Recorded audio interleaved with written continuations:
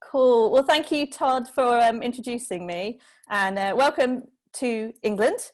I'm going to start with true British tradition and take a sip of tea. Todd, will you dip in if there's anything that you can't hear me or any technical difficulties? But otherwise, I'll just we set will off. be there if we don't worry. We're ready to go if we need to jump back in. Fab, thank you. Right, well, I'll start my sharing a presentation with you, if I may, that I'll talk through for the next 15 minutes or so, 15-20 minutes, and then give you a bit of a space for some questions and some discussion together about what I've presented. So, like Todd said, I'm Abi Roper. I'm a speech and language therapist. That's how we refer to ourselves in the UK. And I'm also a researcher. So I've done a PhD all about aphasia and computers. And so a lot of the work that I do is about technology and trying to understand how to make technology work better for somebody with aphasia. With that in mind, my talk is called Designing for Users with Aphasia. And I'm going to introduce you to a do's and don'ts poster and some tips that I think might be useful for you if you're a speech and language pathologist or therapist, or if you're a designer of technology, or if you're a person or a family member who is experiencing aphasia.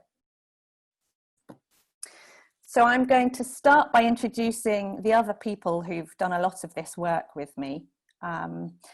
We're all based at City University or just outside, either externally.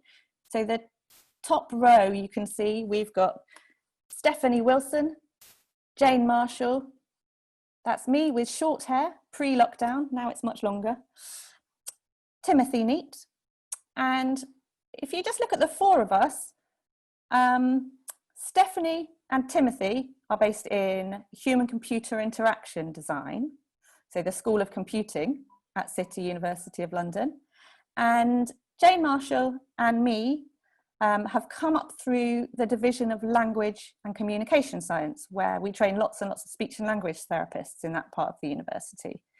But I kind of sit somewhere between the two. Sometimes I'm in one building and sometimes I'm in the other.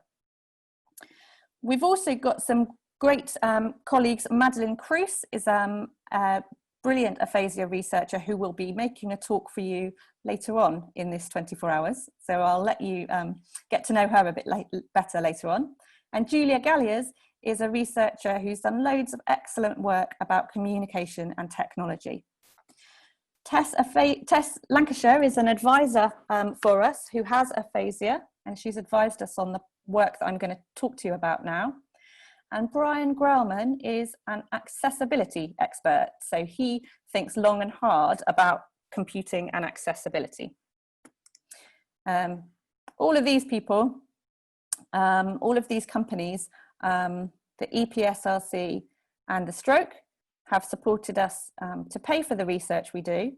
And we've also got support from the Tavistock Trust for Aphasia, Discover Charity for Aphasia here in the UK, and City University of London, which is where we're based.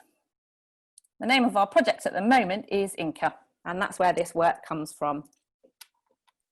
So in the next 15 minutes or so, I'm going to talk you through our work about how we have come up with some guidelines about things to remember if you are designing technology experiences or apps or websites for people with aphasia, things that you can do to make sure they're really accessible. And I'll talk you through this poster.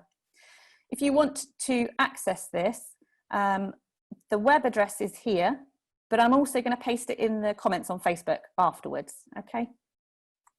So here's what you're going to learn if I do this talk right. A little bit about aphasia. I suspect a lot of people who are watching this know quite a lot about aphasia already, so I won't labour that point too much. You're also going to learn things to do and things not to do when you are designing technology for people with aphasia. And then if you're somebody with aphasia, or if you're a person who has a family member or a friend with aphasia, I'm also going to show you a resource which has just come out recently, which gives you some help to get online and use different technologies if you have aphasia.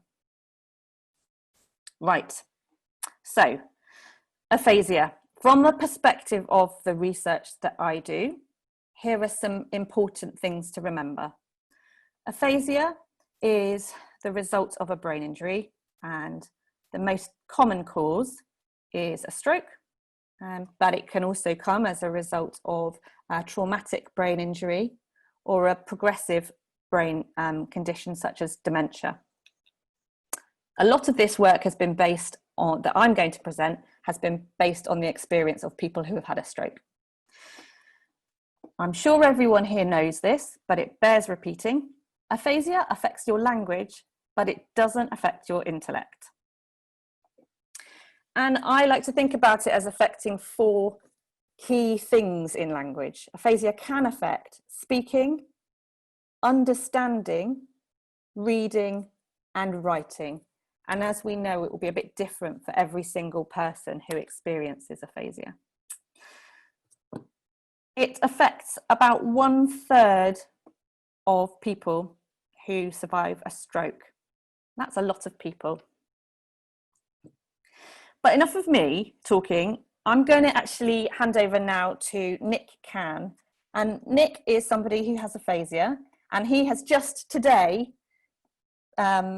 given me permission to share this video with you, which I think says things about aphasia much better than I ever could. So I'm going to share this with you now. Hopefully the sound will work. If it doesn't, I'm going to rely on Todd to give me a nod to say we're having problems, but let's see how we go. Nick Cann. 6 years ago, the stroke of aphasia. Northampton University, 6 students, speaking, mic, shock. Aphasia is of common people stroke, meaning the survivors not left the speech difficulties.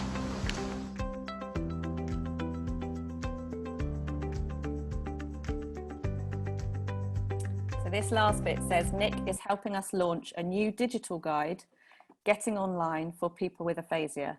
So I thought I'd start with words from Nick, and then we'll end with words from Nick and a bit more information about that guide, Getting Online for People with Aphasia, which is something that I've been on a committee alongside Nick, making those guidelines over the last few months with some fabulous people at the Stroke Association in the UK.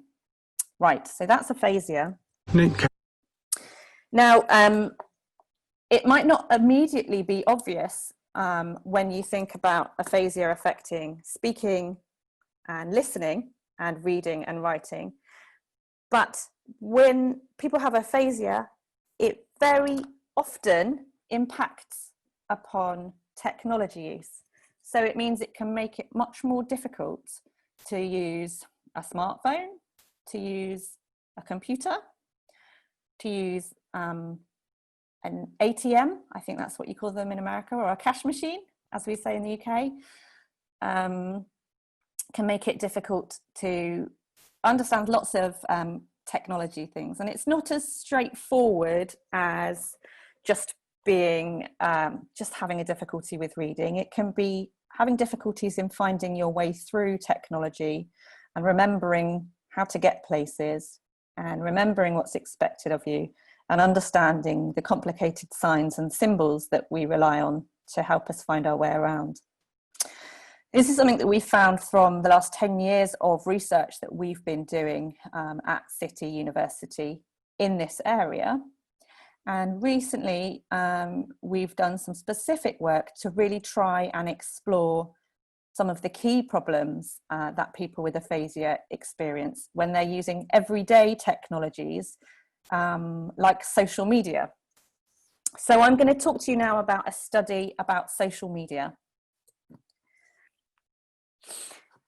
This study, we did something which comes from the technology domain, which is called usability testing. And what that means is that you explore how user-friendly a technology is. So how user-friendly is this computer? How user-friendly is this program that we're trying to use? How user-friendly is this website or this app? And there's a specific process that you go through called usability testing, which we used here with people with aphasia to explore some of the more famous apps that you might have come across. So I'll just introduce our 4 people who took part in this project. There was 1, 2, 3, 4 people, 1, 2, 3 males and 1 female. So 3 men and 1 woman took part in this testing with us. 3 people had mild aphasia and 1 person had moderate aphasia. So the gentleman with moderate aphasia found it a bit more difficult to express himself, to read and to write. And those people with mild aphasia could do okay, but things took them a bit longer than they used to before they had aphasia. So let's have a look at how we got on and how we did this testing. So we looked at 4 of the most common social media apps on an iPad. So we know lots of people use iPads. They can be a bit more user-friendly than some other devices. And they have quite a nice big screen so that you can see what's going on and you don't have to be too precise with your finger pointing on the screen. So we looked at these 4 things: Facebook, Twitter, this one is Tumblr, and this one is Pinterest. And my excellent colleague, Brian Grauman, made a list of 16 tasks that you can do on every single one of these. So I'm going to just explain a little bit because there's lots of writing on the screen now. I'm going to explain a bit about what these tasks are. So one thing you can do, the first thing you often do on every single one is this one. You open the application. So when you've got your iPad open, you press on the picture and it opens the application up. So we started there. How easy is it for someone to do that? After that, you might get a little bit more complicated.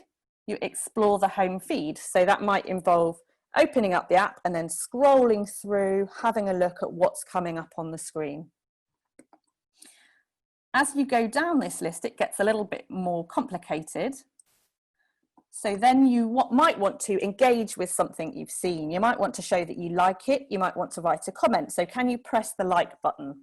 And those are things that you can do on all of these different apps. You can show you like, hit a like button or press the heart button or something on all of these 4 apps. Another thing that you can do is create content. So up until now, you've been able to open it up, have a look at what other people are doing, maybe say, yep, I like that. But here's a really important question for us is, can you create something new? How easy is it for you to say something on this platform? How easy is it for you to write a post on Facebook or to write a tweet or to post a picture on Pinterest? This is when it starts to get really interesting. How easy is it for you to make your voice heard on mainstream social media? Something else really complicated though, because what we found was that the further down this list you went, the more complicated things got. Something really complicated, which usually you would expect to come at the beginning of any process, changing your profile picture and adding a description in your bio. That's something, again, you can do for Facebook, Twitter, Tumblr, or Pinterest, but it's actually quite a complicated thing to do. So it's difficult to give yourself an identity on these platforms. And we wanted to explore what are the barriers that are making these things easier or more difficult. So we did this test with 4 people. Each person looked at 2 of the technologies. So they might have come and had a look at Facebook and Tumblr or Twitter and Pinterest. From those tests with those 4 people, we found problems on 73 occasions. That's a lot of problems. And so what sort of problems did we find? We found that 57 of those problems stopped someone from completing the task. So 57 times it was too difficult to complete something that was on here. And we believe that's because the system isn't built to be user-friendly for people with aphasia. And then 16 out of those 73 times, the problems were what we call minor. So they made it a bit slower to get to the end of the task. So to write a comment or to show a like, but people could get there in the end. So we boiled down all of these problems to try and identify what are the key issues, what things do these have in common that are stopping people from being able to use the technologies? Well, one thing is when people are using really complex sentences. So if a page has lots and lots of writing on it, that makes it very difficult to try and make sense of and to understand and to be sure what it means. So if you're designing a website or a piece of technology, please do keep your text short and simple. Add a picture if you can. Don't make something which has got lots and lots of writing in it and nothing else. The Stroke Association in the UK have made a brilliant document that you can download, and you can look this up, Accessible Information Guidelines, which explains how to make your message a bit more user-friendly for people with aphasia. And they give 5 key tips. I'll just talk you through those now. If you want to write a message for someone with aphasia, step 1 says make it a short message. Step 2 says use clear sentences. So nice, quite short sentences, maybe about 5 words in a sentence. Use easy words, so use everyday language. Don't use really complicated words that people might not be able to understand without a lot of thinking. Use a good layout, leave lots of space around the edge so there's time for the message to stand out and be clear on its own. And maybe support it with a picture that matches what the text says. And then once you've done that, if you've got a series of messages that you want to convey, make a set. So make sure all the other messages follow the format that you've created for your first set of sentences. Okay, so that's the message. That's about text. Now I'm just going to think about the little pictures that we see on the screen. You might recognize things like icons pop up all over our smart devices, but very often they don't really have a clear meaning what they do. And this caused a lot of problems in our testing, in our usability testing. So when there's just a picture there with a person, it's unclear whether that means I click that to get some information about me, or what I need to do. What can I expect if I click that button? So we encourage you do include a text label with every icon. So do put the little word send next to it. If this paper aeroplane is meant to mean send a message, write the word send underneath. Do let users control the pace and don't use timeouts. So don't have a 5-second move on to the next bit of the page. It's very confusing for everybody, and it means that it might make it more difficult for someone with aphasia to get the information they need from that page in the time that they're presented. So some tips to think about this: let people progress quickly or slowly. So you can have a backwards button and a forwards button on your page, and that let people click that at their own pace.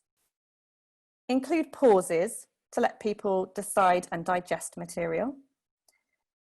Let people go backwards and forwards. Use the back and next button to let people reorientate themselves if they get lost. And then provide an escape button. Have a home button or something that allows, if you get so lost in what you're doing on this app or on this website, have a button that means home that will always take you back to somewhere familiar. Next up, we've got limit the number of steps. So don't try and do several things at once. If you've got one page, try and make sure one page does one thing and not lots of things. And if you're using a menu, try not to have things hidden in several layers of a menu to be able to get to the end of a task that someone's doing. So that's a whistle-stop tour of my key points for your do's and don'ts if you're making a digital experience for people with aphasia. But I suppose the most vital message we've learned in the last 10 years of doing this work, if you're designing for people with aphasia, is undertake the research with people with aphasia from the very outset. Don't make it all in your lab and then present it at the end and say, is that good enough? It will be so much easier if you have discussions together as researchers, as developers, as speech pathologists, with families and with people with aphasia. That's how you get really interesting and innovative and user-friendly content. So that's my bit about that. And now I just want to finish up with a little message from Nick, who I mentioned coming back to earlier. So if you're a person with aphasia and you're interested to know how you can get online and make a bit more use of technology, here's some more information from Nick about his experience with technology and the new Getting Online for People with Aphasia guide. Computers, iPad, the mobile phone. Yes. Social media, app, WhatsApp, Facebook, Twitter, a world, LinkedIn, business, LinkedIn, Ram, photos and emails, games, and simple practice, Zoom and Skype and people on the online. Great.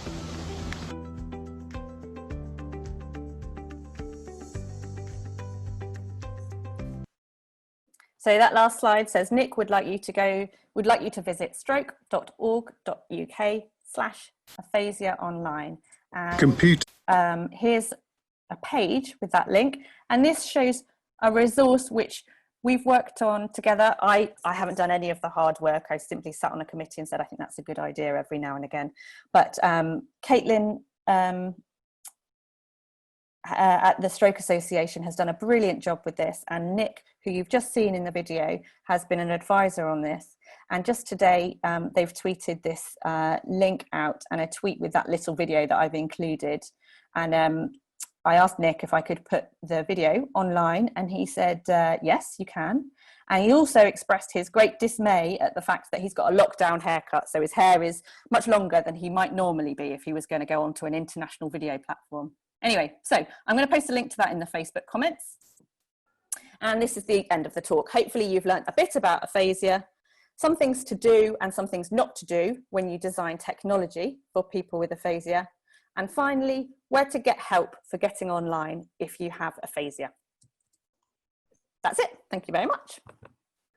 That, you can't just say that was it, Abby. That was wonderful. That was, Thank you. You know, I can tell you, you know, I get the fun of reading the feeds and love this guidelines book. We use it consistently to train our student clinicians.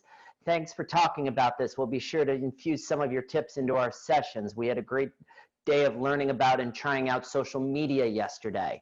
Oh, fun. Yeah, so folks are reacting and resonating, and we're just so appreciative, so appreciative. You're welcome. So as we ask everybody, you know, I know you had what we learned, those last three things, but let's get it down to one nugget, one thing. If either you remember it or Abby's coming over to the States or wherever you are to say, why couldn't you remember this one thing? I'm going to nick the words that that Nick used. I'm going to nick Nick's words. I don't know if you use the words Nick. Do you use that? It means rob, thief. I'm going to take. Yeah, it works. You got the meaning, didn't you? I'm going to take the words that sure. Nick used and say practice, practice, practice. That is the one thing I've learned over the many years I've been working with amazing people with aphasia getting the most out of technology is that it's a pain to try and get to grips with technology sometimes if you have aphasia. But the thing that overcomes it is practice, practice, practice. And you will get there, because I've seen people do amazing things with technology. And I think you said it early on, but we've had a couple of asks and pleads. If you would throw those links into the chats, that would be awesome. And if you wouldn't mind emailing them to me. Yeah, happily. Yeah. The Friday's e-newsletter from Aphasia Access will include Abby's links. Fab. Yes, that's great. Yes, I'll put them in the Facebook comments. I'll put them on Twitter, because that's where I do a lot of stuff as well. But I'll email them to you vitally, so that you can then get them to the people who aren't watching on Facebook. We're grateful. We're grateful. And anybody who's listening too on the stream, if you have suggestions and tips and resources you'd like to share with the community, we have a way of getting them out there. You can email anything to resources@aphasiaaccess.org, and it's totally set up to be able to run with that. So there we go. Abby, thank you as always. Enjoy your team. Welcome. Watch in with us. Oh, hold on. I've got one more final giant mug, just to really drive home the point. Representing for my British counterparts. Sounds good. Thanks, Abby. We appreciate you being here. Thanks so much. Bye-bye.